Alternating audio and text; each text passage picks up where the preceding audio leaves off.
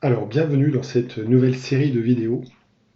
Je dis série parce que je vais la décomposer en plusieurs parties, donc plusieurs vidéos, pour étudier chaque point. Ça permettra de raccourcir chaque vidéo. Donc j'ai eu pas mal ça fait longtemps en fait que je veux faire ce tuto, mais j'ai eu beaucoup de mal à le réaliser. Euh, non pas que la mise en œuvre est compliquée, mais en fait c'est plus pour réaliser la vidéo que c'est compliqué, pour éviter de trop compromettre en fait ma sécurité. Bon, sachez, parce que j'ai aussi des retours des fois sur certaines de mes vidéos que je fais voir des trucs qui pourraient donc compromettre ma propre sécurité. Bon, sachez quand même que ce que je montre en fait n'est pas ce qui est utilisé. J'ai d'ailleurs à cette occasion, hein, pour cette vidéo, créé, enfin ouvert un domaine qui ne sert que pour le test. Voilà, bon, ceci est dit. Donc cette partie-là de vidéo va donc aborder plusieurs domaines intéressants. Euh, En fait, le but à la base, c'est de permettre une connexion via OpenVPN. Et pour ce faire, donc, il y a des choses à réaliser avant. Notamment, donc, on va aborder la notion de serveur DNS, donc du nom de Domain Name System. Donc, comme vous pouvez le lire, hein, c'est un service dont la principale fonction est de traduire un nom de domaine en adresse IP publique. Donc chaque ordinateur quand il est connecté, ou la box, hein, quand il est connecté sur le réseau Internet à une adresse IP publique, qui va changer donc régulièrement.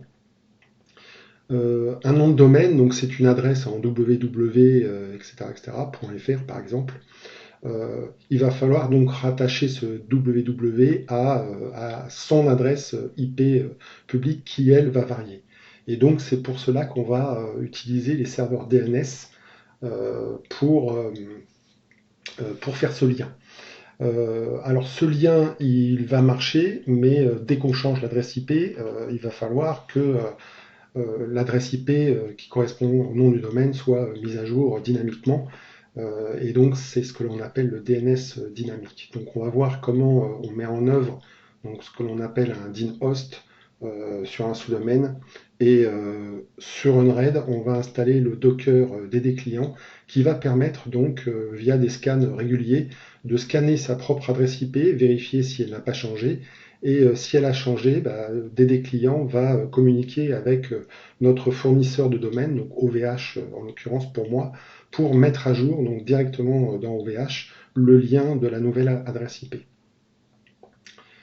Donc tout ça pour permettre donc de pouvoir utiliser OpenVPN via une adresse et que on ait tout le temps accès, quel que soit l'endroit où on va se trouver. Pour le Docker OpenVPN, on abordera aussi la notion de sécurité. Bon, vous verrez, moi j'ai mis en place. Alors, on a la notion de création d'un client hein, qui est un fichier unique qui normalement ne doit pas être partagé. Donc, c'est son fichier. On installe ça sur le PC distant et on peut communiquer avec son propre réseau local comme si on était chez soi. Donc c'est assez sécurisé. Moi j'ai rajouté pour pouvoir initialiser le VPN une authentification via Google Authentificator. Donc on verra comment mettre ça aussi en place. Et dans la troisième partie, parce que à la fin en fait on communique, donc on arrive bien à rentrer en communication avec son PC via OpenVPN, mais la liaison n'est pas réalisée en HTTPS et on verra comment installer un certificat SSL via le Docker Let's Encrypt. Donc ça fait aborder pas mal de notions. Bon, vous verrez dans la vidéo, dans les vidéos qui vont suivre, j'ai flouté pas mal d'endroits. Bon, je ne sais pas si c'est vraiment utile du fait que c'est provisoire, mais bon, je préfère le faire. Mais créer une vidéo comme ça, c'est pas très simple. Première étape, donc création du domaine. Et ensuite, on va mettre en place le DIN host qui va permettre la mise à jour de l'adresse IP de façon automatique. Donc moi, je vais prendre mon exemple. Bon, vous n'avez pas forcément une box Orange, mais bon, toutes les box se ressemblent à peu près sur le paramétrage.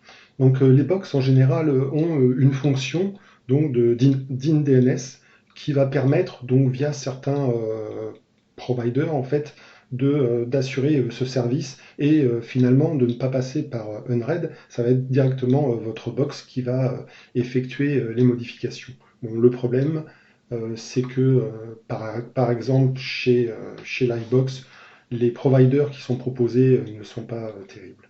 Et je vais vous expliquer pourquoi. Donc je rentre dans le menu de la Livebox. Voilà, on va aller dans la zone réseau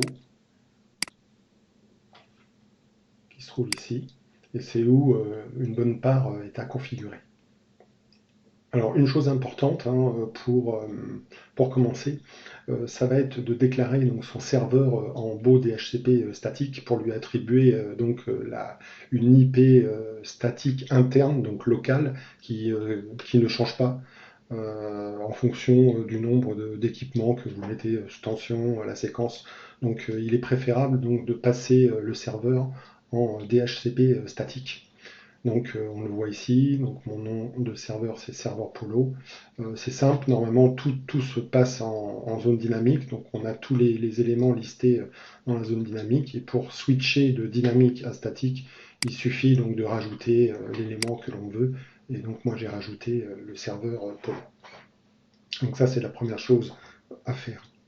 Ensuite, alors vous voyez qu'on a, alors dans NATPAT, c'est à cet endroit-là qu'on va faire toutes les redirections. Et on a un onglet DIN-DNS qui donc permet donc de gérer ça, de gérer la mise à jour dynamique directement par la box, plutôt que par un Docker installé sur Android. Bon, il se trouve que, comme je le disais, donc j'ai le choix à quelques providers, et moi ces providers-là ne me convenaient pas.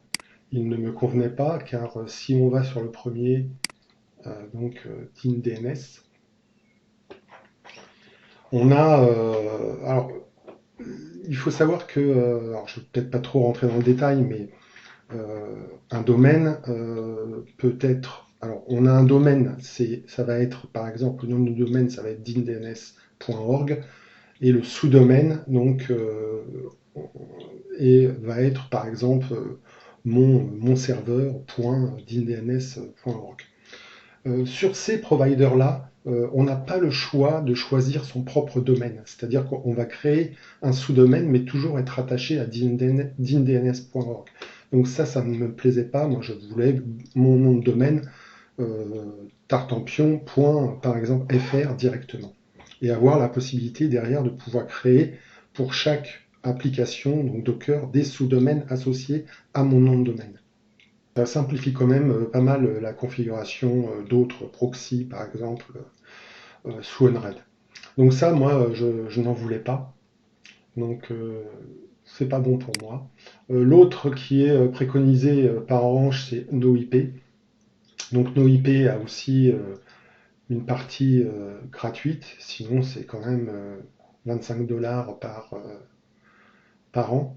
Donc quand on regarde à l'intérieur, en fait, bon, on se rend compte que on va être aussi sur la même problématique, c'est-à-dire que le hostname, on crée en fait un sous-domaine au domaine opto.org. Alors on a le choix de plusieurs domaines, mais ça ne me convient pas non plus. Le troisième, c'est ChangeIP, et ChangeIP, donc lui, permet en fait de créer son propre domaine, comme vous voyez là. Donc il s'agit de chercher donc, un domaine perso, par exemple, perso, je vais peut-être mettre un numéro parce que peut-être qu'il existe déjà. Voilà. Donc là, il va chercher ce qui est disponible en termes d'extension.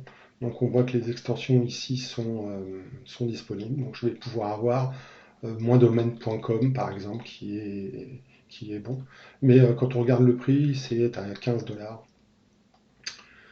Et le renouvellement, je crois que c'est 13 $. Donc ça commence à être assez cher par an, hein. Ensuite, il y a DNS Dynamics. DNS Dynamics n'est plus actif. Et donc j'ai été voir sur OVH. Et donc effectivement, si on va ailleurs, bah, on va être obligé donc de gérer ça par un RAID euh, via un Docker pour la mise à jour, puisque la box ne pourra effectuer elle-même ce service. Donc on va sur OVH. Donc j'ai pas mal cherché et j'ai trouvé qu'OVH était assez sympathique. Alors il faudra faire attention. Moi j'ai été, alors vous voyez, je suis dans la zone ovh.com.fr. Il y a une zone world, donc bon après vous pouvez créer votre domaine où vous voulez, mais sachez qu'il faudra toujours se connecter à l'adresse correspondante parce que on a un miroir en fait. Et moi j'ai essayé de me connecter à world et j'arrivais plus à me loguer. Et je me disais, mon compte a été piraté. Et en fait, non, c'est parce que l'adresse était pas bonne. Alors, pour créer un domaine, l'accès au domaine, il est ici, donc nom de domaine. Donc, on peut aussi héberger des sites et tout, hein, donc, mais moi, je veux simplement créer un domaine. Donc, il faut savoir que OVH ne propose pas une prestation gratuite. C'est payant, mais vraiment le coût est vraiment très intéressant. Alors la première chose à faire, hein, une fois qu'on a choisi le nom, bah, c'est de vérifier la disponibilité. Donc bah, on va mettre Polo Prêtresse par exemple. Voilà. Et on recherche la disponibilité. Donc on peut en sélectionner un. Donc on recherche. Alors là, bon, bah, il me jette parce que je n'ai pas mis l'extension en fait. Donc je vais mettre par exemple .com. Voilà, donc on voit que le domaine, bah, il est libre, il n'existe pas, donc je peux le créer. Donc bon, on voit que le coût est de 7,49 €. Alors ça varie énormément, hein. Les coûts, il y a peu, sur le même type de domaine, j'étais à 4,99 en fait. Alors là, il y a une promo, et la promo était plus importante avant. En fait, la promo, ce qu'il faut savoir, c'est que c'est valable la première année, et sur la deuxième année, en fait, on va payer 9,99. Alors, il y a pas mal d'extensions que l'on peut choisir. Et chose intéressante et qui se fait peu, en fait, que j'ai peu vu sur d'autres sites, on peut créer aussi une extension .fr, moi qui me plaît assez. Donc c'est celle que je sélectionne. Donc elle est libre aussi. Donc là c'est là où on passe à 4,99 et 6,99 les années d'après. Si vous voulez économiser de l'argent, vous pouvez très bien partir sur des extensions du type OVH qui présentent un prix vraiment très intéressant par an. Donc vous pouvez créer OVH, poloprêtresse.ovh par exemple. Donc pour la sélectionner. Alors là j'ai sélectionné .ovh. Bon, j'irai pas jusqu'au bout puisque c'est pas, je ne vais pas créer ce domaine-là, mais c'est pour vous faire voir un petit peu comment avancer. Donc on a aussi certaines options, donc il vaut mieux. Alors le choix que l'on va faire ici, en fait, ne va pas être pris en compte. Il faudra ensuite le refaire donc dans notre domaine. Ici c'est pareil, DNS Unicast permet en fait d'accélérer en fait l'arrivée sur votre domaine et c'est 99 centimes par an. Donc on le prend ou on ne le prend pas, ça dépend de votre besoin. Ensuite, bon bah là on prend l'offre minimum, hein, le but étant seulement de faire une redirection de l'adresse IP.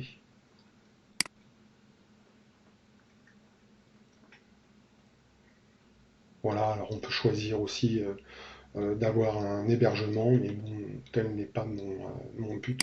Donc on dit j'ai pas besoin d'hébergement. Voilà, donc on arrive sur la feuille de commande. Donc alors c'est un prix hors taxe. La taxe est rajoutée, voilà ce que ça vous coûtera par an en fait. Ensuite on se laisse guider, hein. Si on a déjà un compte, dans ce cas-là vous allez être redirigé directement pour aller payer. Et si vous n'avez pas de compte, bah faut en créer un. Voilà, avec des mails de confirmation, enfin, etc. La méthode classique. À partir de là, on peut aller se loguer dans son domaine. Donc vous comprendrez pourquoi j'ai eu pas mal de difficultés à faire cette vidéo pour tout flouter, parce que c'est un peu pénible. Pour sécuriser l'accès à mon compte, donc j'ai mis une double authentification, donc qu'on peut paramétrer dans OVH aussi. Donc là, si je fais connecter, donc je vais recevoir en fait un code SMS à rentrer. Là, ce code évolue à chaque fois, hein, bien entendu. Donc je le tape, pas de problème, pour que vous le voyez. Et donc je vais arriver sur ma page. Donc c'est une page donc, qui va être la page de tableau de bord et qui va répertorier en fait tous les domaines que j'ai payés en fait. Voilà. Donc là, pour l'exercice, on va utiliser le premier domaine polopetresse95.fr que j'ai souscrit exprès pour réaliser ces vidéos. Alors, pour la petite histoire, à la base, j'avais fait une faute une faute de frappe. Et c'est pour ça que je me suis dit, bon, finalement, je vais utiliser ce domaine-là pour les vidéos. Alors, pour rajouter une authentification par SMS, donc on va ici sur l'interface de gestion. Ensuite, on sélectionne sécurité. Voilà. Et on valide en fait son numéro de téléphone ici. Je vous laisse explorer les autres onglets. On va aller directement sur l'onglet web où se trouve donc la configuration de notre domaine.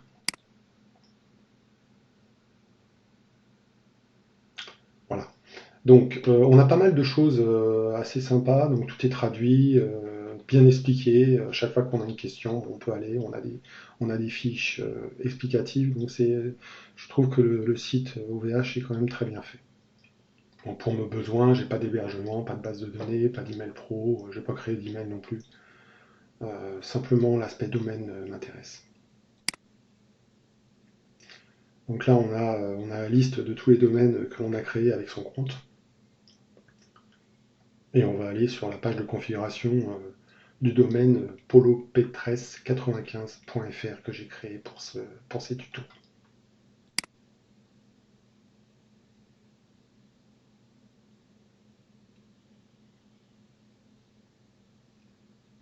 Alors on arrive sur la page d'information générale où on a un résumé un petit peu de tout ce qu'on a. On a différents onglets donc, qui vont permettre de personnaliser en fait son domaine. Ce que l'on a vu tout à l'heure, les deux options à sélectionner, donc on va les retrouver là. Alors au début, lorsque vous allez créer votre domaine, ici ça ne sera pas forcément actif. Il faut le temps que tout se répercute sur Internet. Donc ça peut mettre 24 heures. Et la moindre modif critique aussi demandera un petit temps de propagation.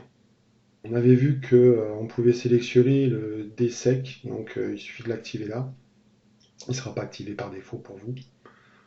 Ça, je crois que c'est activé déjà. Il y avait aussi l'histoire de l'option qui était à 1,99€ ou 99 centimes, j'en ai plus, qui permettait donc d'accélérer le fonctionnement classique des serveurs pour fournir partout dans le monde des temps de réponse plus courts. Voilà. Donc ça, on souscrit ou on ne souscrit pas. Bon, je ne l'ai pas souscrit hein, pour ce compte-là, pour ce domaine-là plutôt. Pour y souscrire, il faut aller dans la zone DNS. Voilà. Ah non, c'est dans serveur DNS. Désolé. Et activer DNS Anycast. Donc ça mettra un certain temps à mettre à jour donc réellement les serveurs DNS pour qu'ils soient actifs. Alors pour nous, les zones intéressantes à configurer, c'est en fait zone DNS et Dinost. Donc c'est ça que l'on va configurer pour pouvoir permettre de mettre à jour notre adresse IP par rapport à notre sous-domaine ou domaine.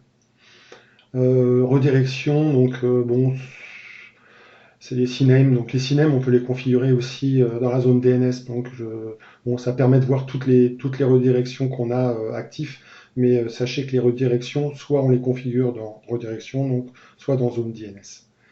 On va aller dans zone DNS pour vous faire voir quelle tête ça a.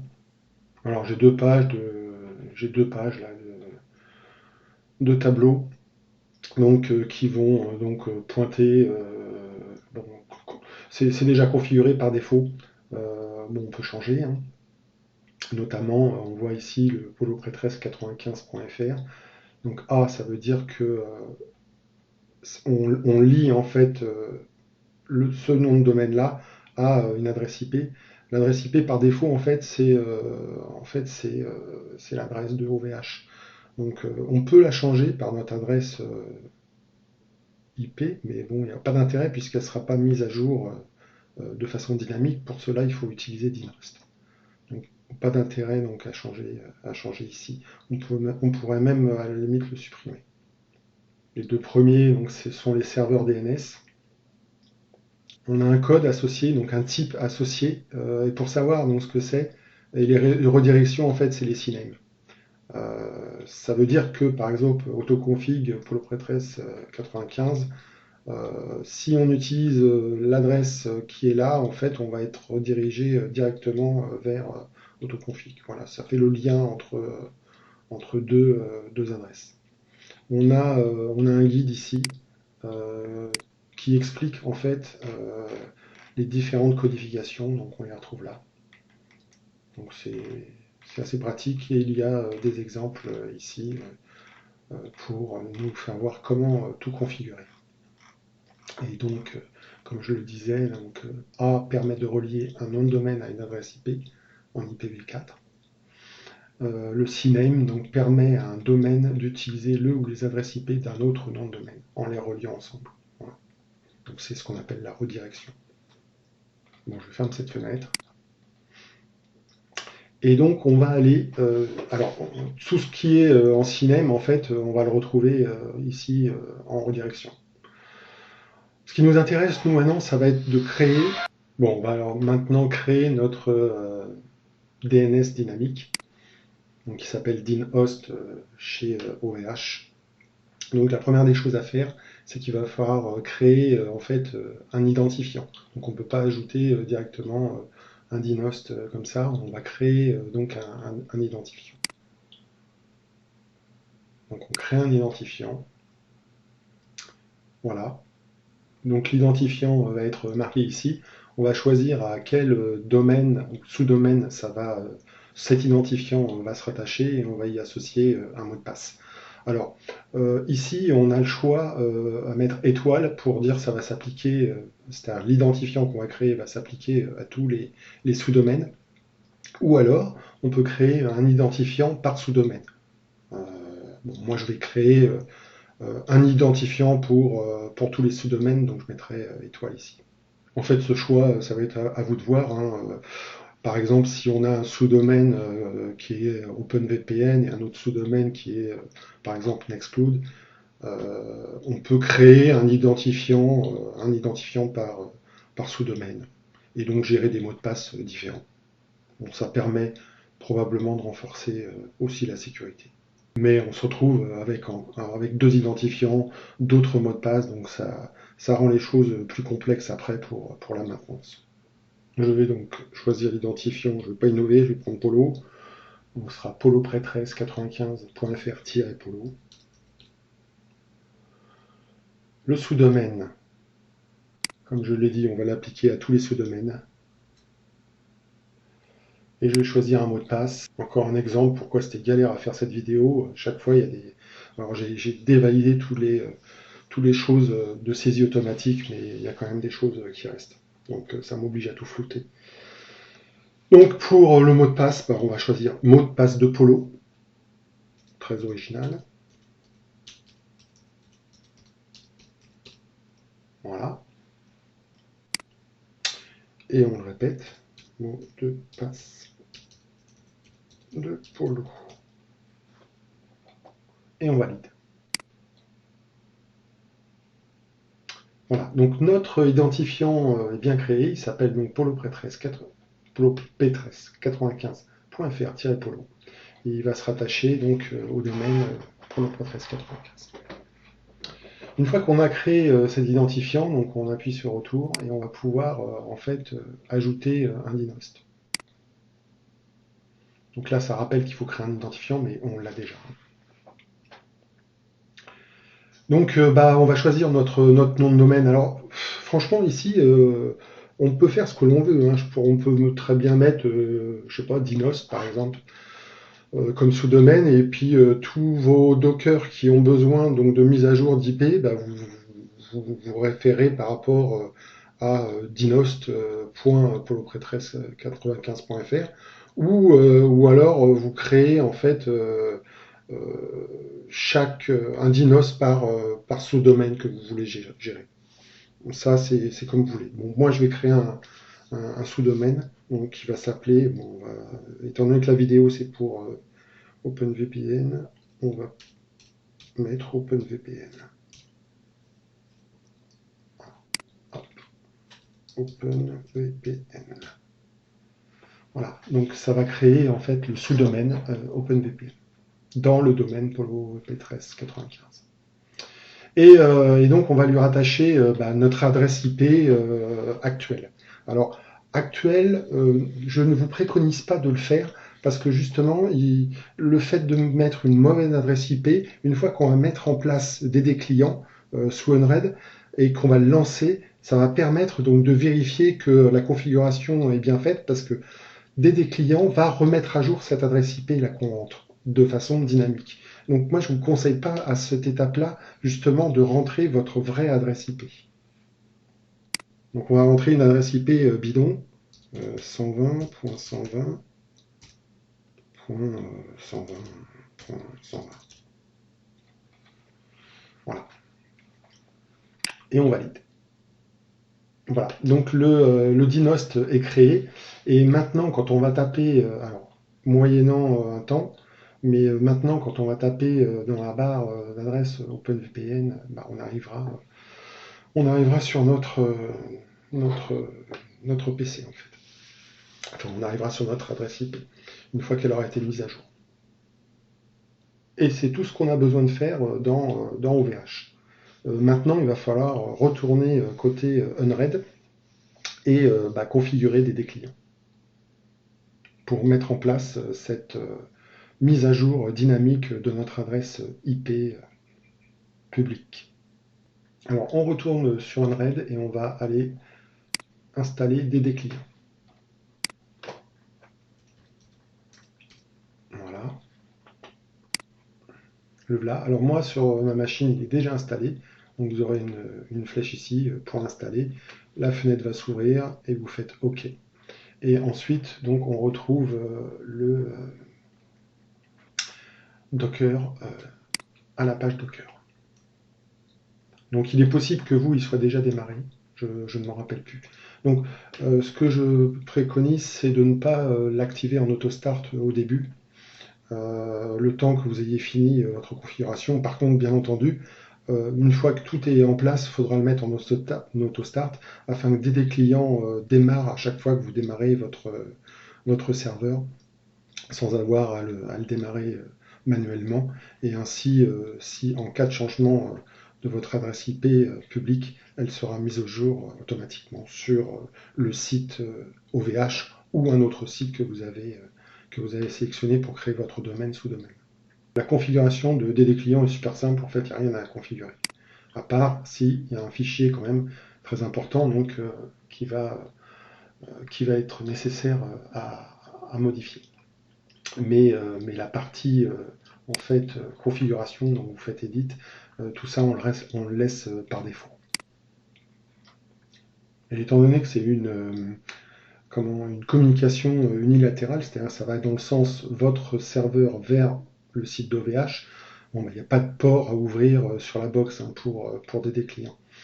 Alors là, peut-être que vous aurez à changer. Moi, j'ai pas changé. Hein. J'ai resté toute la partie fichier de conf, donc se trouve dans AppData et c'est stocké dans un sous-dossier DD clients. Et c'est dans ce sous-dossier-là qu'il va falloir aller pour le personnaliser par rapport à ce que vous avez rentré en DIN host dans OVH ou un autre.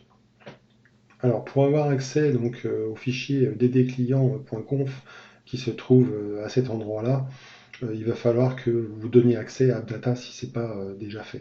Donc moi j'ai provisoirement, je n'aime pas trop avoir accès directement à AppData, mais je l'ai mis provisoirement en SMB public pour me permettre d'y accéder via l'explorateur.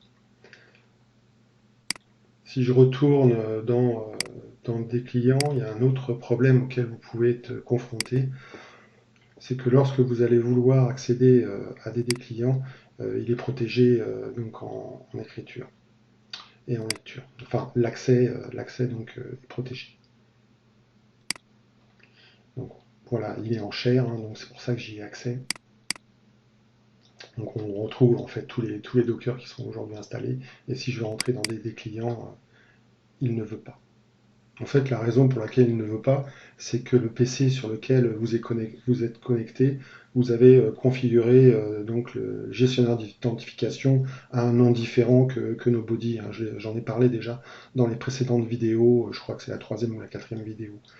Donc moi j'ai fait ça pour gérer mes accès en fait en private par rapport à ma médiathèque, ma musique, etc. Mais ça pose problème si en fait vous utilisez un Docker en fait qui va utiliser le PUD 99 et le PGID 100, donc qui correspond à une signature comme étant un nobody. Alors pour résoudre ce problème, en fait, il y a deux possibilités. Soit vous changez donc le PUD et le PGID à la limite provisoirement, soit en fait vous faites un reset sur votre gestionnaire donc d'identification afin de ne pas vous connecter avec une signature spécifique et dans ce cas-là vous aurez accès. Bien entendu après avoir fermé la session Windows et la réouvrir sinon ça garde en mémoire. Bon, la solution en fait de purger le gestionnaire d'identification, je ne vais pas le faire parce que ça va m'obliger en fait à reboot ma session et donc à interrompre la vidéo. Mais pour le faire, donc j'ai tapé gestionnaire, voilà. J'ai des règles gestionnaire d'identification. On allait sur cette fenêtre là, bon, j'ai déjà fait voir, hein. Et tout ce qui se rattache donc à la connexion de votre serveur, donc vous le supprimez. Voilà. Et normalement à partir de là, un petit, euh, un petit reboot et c'est bon. Enfin pas un reboot mais fermeture, ouverture de session. Donc c'est pas ce que je vais faire, je vais vous faire voir l'autre méthode. L'autre méthode consiste donc à modifier les codes ici pour me permettre l'accès via mon explorateur. Donc ça c'est pareil, je l'ai déjà fait voir, mais bon je le répète. Quand on fait le mode console ID, donc on voit que... alors je sais pas si on le voit ici. Non. Pour énumérer tous les... non, on voit pas de nobody. ID. Nobody. Alors avec un espace.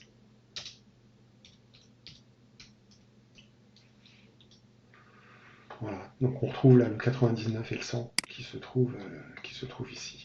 Et moi, j'ai un spécifique logging rattaché à JMC, donc ID JMC. Mon UID c'est 1002. Donc il s'agit simplement de modifier ici en mettant 1002 et en faisant apply. Voilà. Donc ça va relancer, le fichier conf. Donc à chaque fois il redémarre, donc on peut l'arrêter, hein. Sachant que là il n'est pas configuré, donc quand on va dans les logs, c'est ici. Bon, bien entendu, on n'a que des messages d'erreur, du fait que le fichier de conf des clients n'est pas encore configuré. Donc maintenant je vais pouvoir y aller. Vous voyez, on rentre et on se retrouve donc là avec le fichier de conf qu'on va éditer. Donc on l'édite par Notepad++. Voilà. Voilà. Et on se retrouve donc avec pas mal de choses. Bon, j'ai dû couper parce que j'étais pas sur le bon fichier des clients. Donc voilà le fichier vierge d'origine donc, que vous devez trouver dans le dossier. Donc il y a des choses à configurer là-dedans. Donc ça va être un check de votre adresse IP pour voir si elle n'a pas été modifiée toutes les 300 secondes. Il n'est pas forcément conseillé donc, de laisser une fréquence comme ça. Il faut au moins mettre 600. Euh, honnêtement, toutes les 10 minutes, c'est largement suffisant. J'aurais tendance à le mettre toutes les heures, moi, mais bon. On n'a pas l'adresse IP qui change très souvent. Alors si on est bloqué pendant une heure, c'est pas la mort, quoi. Parce que le problème de le faire trop souvent, c'est qu'on peut être banni, en fait, et donc ne plus pouvoir le faire pendant un certain temps. C'est-à-dire faire une réactualisation donc, de l'adresse IP. Et ça, on peut être banni très rapidement quand on est justement en phase d'installation, en fait, et qu'on essaie tout un tas de manip.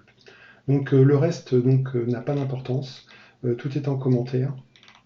Alors on a des choses qu'on pourrait réutiliser, mais ce que l'on va faire, c'est que l'on va créer ici. Alors vous voyez, il y a des choses qui sont déjà préconfigurées pour ChangeIP, Cloudflare si vous l'utilisez, DuckDNS aussi. Donc dans ce cas-là, on enlève les commentaires pour qu'ils soient actifs. Donc pour OVH, ça n'existe pas, donc on va créer les lignes de code. Alors pour ces lignes de code, je ne les ai pas inventées. Donc merci à Tom484 qui m'a donné donc la solution sur le forum HCFR. Donc j'ai préparé un petit fichier texte donc, qui résume en fait, bon, c'est une petite variante de ce qu'il avait donné. Très peu, hein, j'ai rajouté cette ligne-là. Donc bon, c'est simple, hein, on va copier-coller en fait cette syntaxe-là. Protocole. Alors vous pourrez copier-coller en fait dans son poste qui date du 14 mai 2020 euh, pour pouvoir faire un copier-coller plus facilement. Moi, le simple chose que j'ai rajouté, c'est le web-skip current address. En fait, quand on va aller, alors ça, euh, l'adresse checkip.dns.com, en fait, quand vous allez la taper dans votre explorateur, vous allez en fait appeler une petite routine qui va vous donner directement votre adresse IP publique. Et donc c'est ce que ce fichier de conf va faire. Il va s'adresser à cette page-là pour pouvoir connaître votre adresse IP active. Et dans la page qui va s'afficher, en fait, vous allez avoir current IP address, deux points, espace, et votre adresse IP. Donc le but donc, de, cette, de ça, en fait, est d'enlever et de ne pas prendre en compte ce qui est marqué avant pour ne prendre que votre adresse IP. Mais sans ça, ça marche aussi. Hein. Je vais vous le mettre pour que ce soit plus propre. Donc le serveur, c'est ovh.com où on a créé notre domaine. Et si vous vous rappelez bien, on a créé l'identifiant donc -polo. Donc login égale polopetres95.fr-polo. Donc vous choisissez donc vous adaptez en fonction de votre domaine et l'identifiant que vous avez créé quand on a créé les dinost. Le password, donc j'avais mis mot de passe de Polo. Donc entre alors vous voyez, il y a des petits, il y a des petites cotes là qu'il faut. C'est pas le double code, c'est le simple code. Et après vous mettez votre sous-domaine sur lequel on avait créé le dinost, donc qui était en l'occurrence OpenVPN. Voilà. Donc ça, vous le copiez et vous le reportez dans le fichier conf à la suite. Donc, on laisse passer quelques lignes et on le recopie de cette manière-là. Voilà, c'est tout ce qu'il y a à faire dans le fichier conf et ensuite on le sauvegarde. Donc on va le sauvegarder, voilà, et on peut l'effacer. Voilà. Donc je reviens sur Unraid, je reviens sur mon AppData d'été client, je vais le rééditer pour bien vérifier que les modifs ont bien été pris en compte.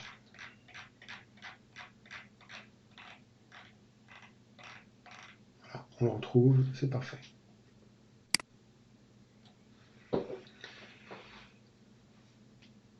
Ceci étant fait, vous pouvez retourner sur Run. Alors j'ai fait tout ça avec le délai client en stop, hein, c'est préférable de faire ça. Et maintenant, la seule chose à faire, ça va être de le redémarrer.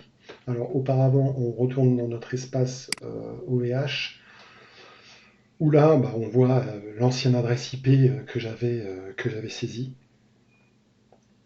Et donc maintenant, si je lance TD client,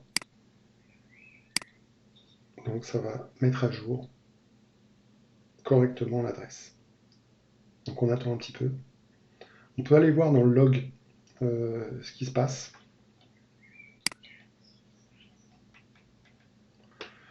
Donc là, on voit qu'il a détecté que l'adresse IP publique qui était rattachée au sous-domaine OpenVPN n'était pas bonne et que ça a été remis à jour par ma vraie adresse IP.